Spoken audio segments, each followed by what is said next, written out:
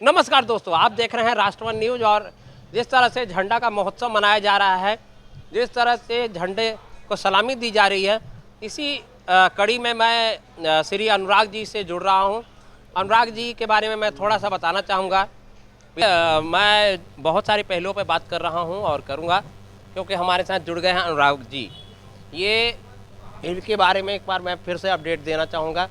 ये पूर्व विधानसभा के लिए इन्होंने बहुत ही ज़बरदस्त लड़ाई लड़ी थी और कहीं ना कहीं विपक्ष के खेमे में एक डर का माहौल बना दिया था, क्योंकि इनके मुद्दे बड़े बेबाक थे और इनकी बात की तर्क शक्ति जो है हर जगह धमाल मचा रही थी।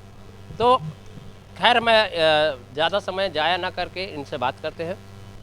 सर, आज़ादी मिले हमें 79 साल हो गए, लेकिन क्या देश हमारा आज़ाद हुआ? बिल्कुल नहीं। इससे बेहतर हम गुलाम रहते तो सही रहता, क्योंकि आज हम अंग्रेज के गुलामी को छोड़ के आज हम नेता के गुलाम हो चुके हैं, जो हमारे लिए दुर्भाग्य की बात है। अगर जिन्होंने आज़ादी आज दिलाई होती, हालत देख के वो आज खुद मर जाते। ये बहुत दुर्भाग्यपूर्ण है। तो मुद्दे बहुत ज़बरदस्त अभी सामने आ रहे हैं। अभी देखा गया स्ट्रीट डॉग का मुद्दा चल रहा है। अभी देखा गया कि चुनाव चोरी का, मतलब मत पे ईवीएम मशीन के चोरी का मामला चल रहा है। तो ये मामला जो है, मतलब कि सरकार इतने बड़े बड़े दावे कर रही है और आ जाती है सत्ता में, लेकिन इन मामलों पे काम क्यों नहीं कर पाती है? कहाँ पे कमी रह जाती है? पैसा मिल गया ना, काम कहाँ से होगा? जो पैसा देखा नहीं, अगर वो सत्ता में आ जाता तो सिर्फ पैसा ही देखता है। हम जमाने से पैसा देखते आ रहे हैं, हमें पैसों का मोह नहीं है। मैं यही बताना चाहता हूँ कि ये सरकार कभी काम नहीं करेगी, चाहे ये कितने राज्य में अपने सीएम बना ले, कुछ भी कर ले, ये काम नहीं करेगी। कांग्रेस का भी यही हाल रहा, 70 साल वो रही कांग्रेस, लेकिन उन्होंने देश के लिए कुछ भी नहीं किया।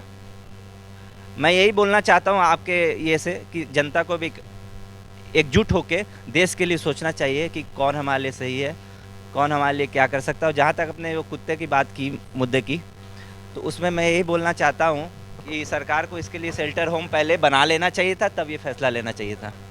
हाँ, लेकिन कहीं ना कहीं इन्होंने होमवर्क बहुत कमज़ोर किया। होमवर्क बिल्कुल कमज़ोर है, और जब तक आपका शेल्टर होम तैयार नहीं है, आप सुप्रीम कोर्ट की भी मैं ये बोलता हूँ कि इन्होंने डिसीजन कैसे ले लिया, इसका मैं विरोध करता हूँ। तो ये जिस तरह से, मतलब कि स्ट्रीट डॉग की बात हो गई, अब जिस तरह से मामला गहराया हुआ है, ईवीएम में जिस तरह की चोरियां सामने आ रही हैं, राहुल गांधी जी ने इस बात को लेकर केंद्र पर भी धावा बोला है और वहाँ राज्य में भी देखा जा रहा है कि बिहार में ये इस तरह का बात लेके बैठा गया है। बिल्कुल, मैं राहुल गांधी जी के इस स्टेप की सराहना करता हूँ। कोई तो आगे लीडर ऑफ अपोजिशन आ रहा है और सरकार की पोल पट्टी खोलने का कार्य कर रहा है, और इलेक्शन कमीशन इसमें अपना पल्ला झाड़ते हुए अपने वेबसाइट को बंद कर रहा है, डिजिटल डाटा देने से मना कर रहा है। बिहार में जितने भी थे, अभी बिहार में वोटर लिस्ट उनके हाउस नंबर 0 वगैरह दिखा रहे थे, तो उस पर उनका फ़ोटो को ब्लर कर देने का कार्य किया है, और बहुत ही भ्रष्टाचारी, मैं तो यही साफ कहूँगा, इलेक्शन कमीशन चलाई जा रही है सरकार द्वारा, बीजेपी के द्वारा। तो मतलब कि अब जनता जाए तो जाए कहाँ? अगर दिल्ली की बात की जाए तो दिल्ली में जो है कांग्रेस की भी सरकार रही, भाजपा की भी सरकार रही, आम आदमी पार्टी तीसरे ऑप्शन के रूप में सामने आई। तो अब कौन सा ऑप्शन पे जनता जाए? यहाँ पर भी सरकार तंदुरुस्त काम करे और बिहार में भी तंदुरुस्ती हो। बिल्कुल, मैं आपको ये बोलना चाहता हूँ, जब भी आप वोट दो, किसी इन पर्सन कैसा है, उसका विचार कैसा है, देश के लिए क्या सोचता है, देश दुनिया के लिए क्या सोचता है, उस हिसाब से आप उसको वोट दो। पार्टी देख के वोट मत दो। जब तक आप पार्टी देख के वोट देते रहोगे, भले ही वो नेता अच्छा हो, उसका लीडर मोदी अच्छा हो, लेकिन उसके नीचे के कैसे हैं, उसके नाम पे आप किसी को भी जितवा देते हो और वो यहाँ काम नहीं करता। आप इस क्षेत्र का हालत तो देखो एक बार, हर जगह पानी बह रहा है। पानी बह रहा है, कोई सीवेज सिस्टम नहीं है, कोई ड्रेनेज सिस्टम नहीं है, पानी निकलने का कहीं साधन नहीं है। और आज विधायक जी भी कहीं नज़र नहीं आए, पूरे विधानसभा में कहीं कोई विधायक जी पिछले 10-12 साल से कहीं नज़र नहीं आएंगे। वो नोट गिनने में तैयार हैं, उन पे हम आरटीआई लगाने वाले हैं कि उन्होंने जो 10 साल में गवर्नमेंट से जो पैसा आया, उन्होंने उसका क्या किया, उसका हमें जनता को ब्यौरा चाहिए।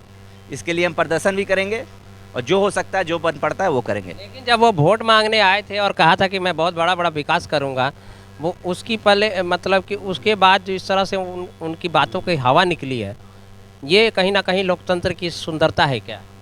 वो क्या करते, विधायक जी हमारे ये करते हैं कि जिस वार्ड से वोट मिलता है वहाँ थोड़ा गली नली बना लिया, गली नाली को बनवा दिया, हो गया। जिस वार्ड से उनको वोट नहीं मिला वो वहाँ झांकने भी नहीं आएंगे। यही इनकी रणनीति है, मैं उनको पर्सनली जानता हूँ। अच्छा अच्छा, तो आप क्या संदेश देंगे? आज आपने झंडा उत्तोलन के दिन आज बात की, झंडे के बिल्कुल हम सामने हैं, क्या संदेश देंगे? कौन सा ऐसा संदेश और कौन सी ऐसी विचारधारा आप देना चाहेंगे जो युवा और बेरोजगारों का कुछ समाधान हो जाए? मैं इस पे एक संदेश देना चाहता हूँ कि हमारे संस्थान से जुड़े किसी भी क्षेत्र समस्या के लिए विधायक के पास न जाके हमारे पास जाए। हम आने वाले 5 साल में इस विधायक के लिए कांटा बन के खड़े रहेंगे और हम इस क्षेत्र का विकास चाहे चंदा लेके करना पड़े, चाहे मुझे अपने घर से करना पड़े, हम इसका काम करेंगे। आपकी संस्था का नाम क्या है? ये हमारा तेज प्रताप फाउंडेशन। हाँ, तो इसके अधीन आप क्या क्या विकास के कौन से काम करेंगे? विकास के काम, जहाँ पे गड्ढा है वहाँ भरने का काम करेंगे, जो भी सीवर ब्लॉक हो रहा है उसको खुलवाने का कार्य करेंगे, ये अतिक्रमण हटाने का कार्य करेंगे, जो भी ये आने जाने में कितनी समस्या, गली पतली है तो उसमें आने जाने के लिए जैसे कोई ठेली लगाता है, कुछ भी लगाता है, तो उसको हटाने का कार्य करेंगे। मतलब जन समस्याओं पर काम करेंगे। तो खैर बने रहिए और अनुराग जी को आप अपना रुझान जरूर बताइए, कमेंट सेक्शन में बताइए क्या होना चाहिए और क्या नहीं होना चाहिए। धन्यवाद।